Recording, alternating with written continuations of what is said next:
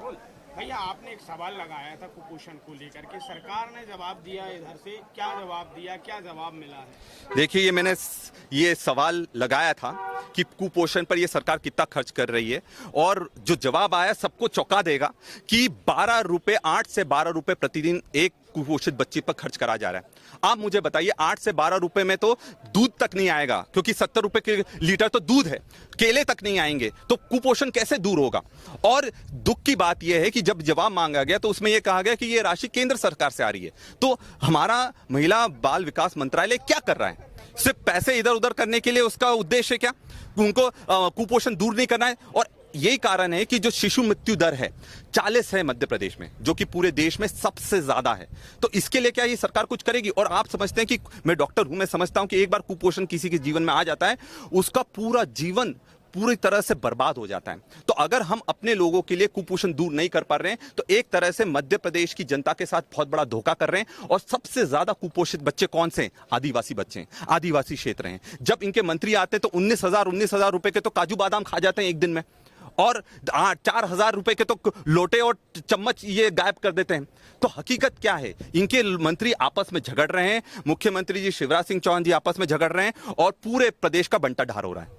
वैसे तो वो कहते हैं कि हम आदिवासियों के लिए अच्छे घर दे रहे हैं, छोटे बंगलों की तरह दे रहे हैं, कहीं कोई आदिवासी की जमीन पट्टे नहीं छीने जा रहे, कोई कुपोषण भी नहीं है। तो ये जवाब आपका सबसे बड़ा उसका उदाहरण है ना। पूरे देश में कुपोषण की दर क्या है? 5.4% है, और मध्य प्रदेश में 7.89% है। तो आप समझ सकते हो इतना ज्यादा कुपोषण मध्य प्रदेश में है क्यों? अगर ये दूर कर रहे हैं तो फिर जमीन पर दिखना चाहिए ना। इसका मतलब साफ है कि बजट भी पर्याप्त नहीं है, इनके प्रयास भी पर्याप्त नहीं है, और सबसे बड़ी बात है कि ये जो योजनाएं ला रहे हैं जमीन पर किसी का क्रियान्वयन नहीं हो रहा है। आखिरी सवाल है कि जो आदिवासियों की जमीन है, पट्टे हैं, आपके नेता प्रतिपक्ष जी ने भी कहा है कि जो आदिवासियों की जमीनों को छीना जा रहा है, सरकार से ब्रांडिंग कर रही है, लेकिन सत्ता पक्ष का कहना है कि ऐसा कहीं नहीं है, ये सब इल्जाम लगा रहे हैं। जब उनके भूपेंद्र सिंह जी ये वो चीज बोल रहे हैं तो अब इससे ज्यादा प्रमाण क्या चाहिए? उनके ही व्यक्ति है ना, भाजपा के ही व्यक्ति है ना। जब भाजपा का जो पूर्व मंत्री रहा है, कैबिनेट मंत्री रहा है, खुद इस बात को स्वीकार कर रहा है कि 500 एकड़ जमीनें लूटी जा रही हैं, तो ये तो एक जगह का है।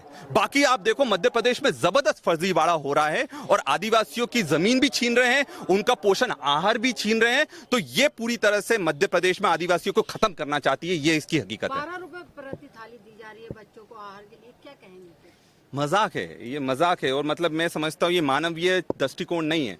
8 से 12 रुपए में क्या रोज आहार मिल जाएगा, पोषण मिल जाएगा? मैं डॉक्टर हूं इसलिए समझता हूं कम से कम कोई एक्सपर्ट्स की कमेटी ने बोला 40 से 50 रुपए का कम से कम चाहिए बच्चों को, और दे कितने रहे? 8 से 12। वो भी उसमें जवाब में यह आया कि 8 से 12 रुपए केंद्र सरकार से आ रहे हैं, विभाग का कोई भी बजट इसमें आवंटित नहीं है।